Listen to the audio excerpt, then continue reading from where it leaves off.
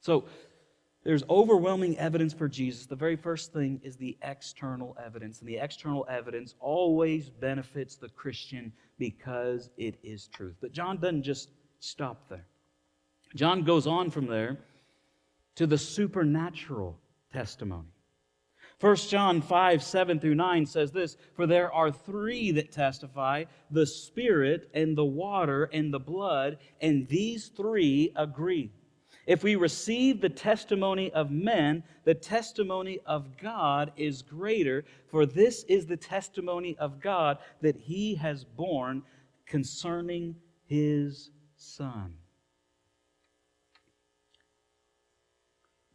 You see, there's these two guys that absolutely love ice fishing. So they got together on a Saturday and said, listen, we've got to go do some great ice fishing. Let's go find us a spot. So they find a spot that looks really good, and they go ahead, they cut the hole in the ice, and they drop their stuff in, and they begin to fish. And while they're there fishing, suddenly they hear this big booming voice that says, "There are no fish here." Boy, they kind of stop. They look at each other. You hear that? Yeah, I heard that.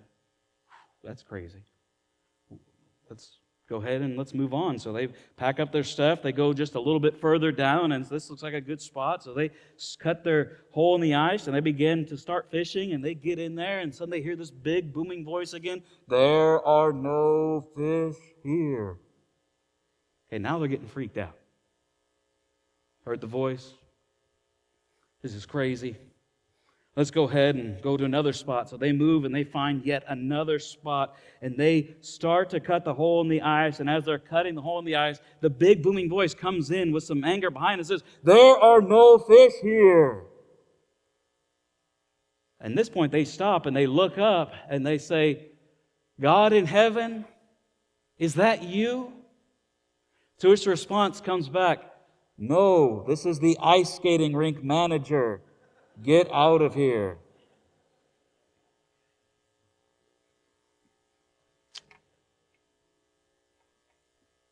Hey, those folks didn't experience the supernatural, though they thought they did.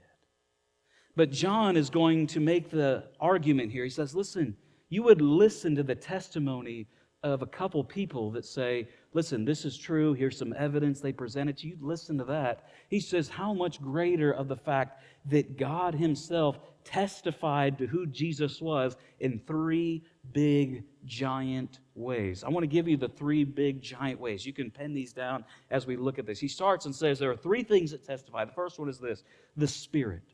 John wants to take the early church back to this spectacular, amazing day of Pentecost.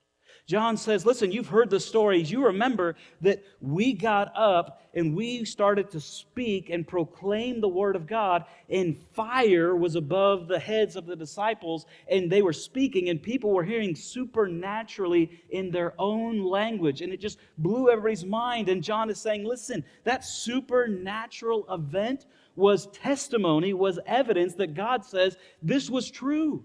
This was my Son. Then he takes them back before that and says, well, let's talk about the water. Let's talk about what happened at that baptism. You remember what happened at that baptism? John says, you all know the story well, that Jesus, when He was baptized, when He came out of the water, a big, giant, booming voice that sounded like thunder said, "This is my Son, in whom I am well pleased." And just if that wasn't enough, a Spirit started to descend and rested on them. That everybody stepped back and said, something supernatural just occurred. John says, listen, that's God's testimony. That's His supernatural testimony, His own words saying, this is my Son. This is the Son of God. But then John saves the biggest, most crazy one for last. He says the blood. He says, do you remember the crucifixion? He says, you've heard the stories. You know this story that when Jesus was up on the cross, do you remember that the whole place turned dark in the middle of the day? You remember that? John says, do you remember that the whole earth began to shake in that moment? Isn't that remarkable and incredible? You remember that the Holy of Holies, that curtain was ripped supernaturally to where they could see in it for the very first time. Normal people were seeing a place they had never seen before. And John says, do you remember that? Do you understand that God continued to testify and to show over and over and over through supernatural events, this is my Son, this is my Son. You can believe in Him, you can believe in Him, you can believe in Him. And John says, listen, shouldn't we take God's testimony? Shouldn't we, lambano, we receive it, we grab a hold of it, we grasp it. Shouldn't we grab a hold to His testimony, what He is saying about His Son? Now, here's what I want you to write down, though, and to realize. Even with all the supernatural that occurred, I want you to write this down. There will always be a need for faith. You see, God provides supernatural evidence, and He does supernatural things, and there's reasonable evidence, and there's also supernatural testimony, but there's always that room for faith. He always makes sure that there's that space for faith. Here's how we know this. Let me see if I can help us understand.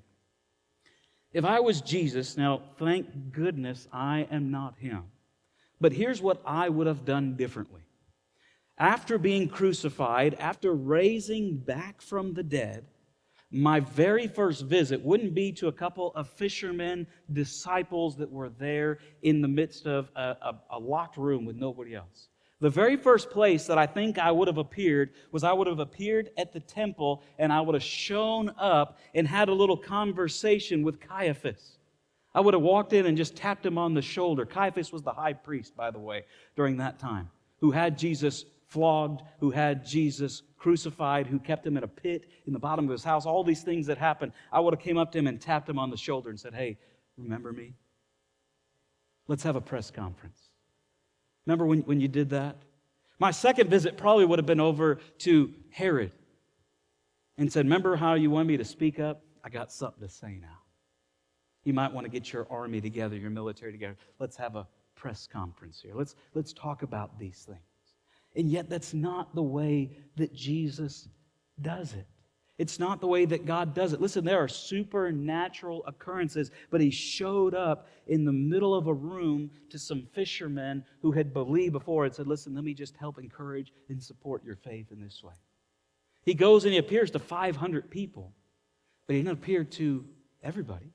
He didn't show up on the temple and make a big announcement. And so while we have supernatural testimony, hear me, there is always going to be room for faith. There's always going to be a need for faith, where we take God at His word.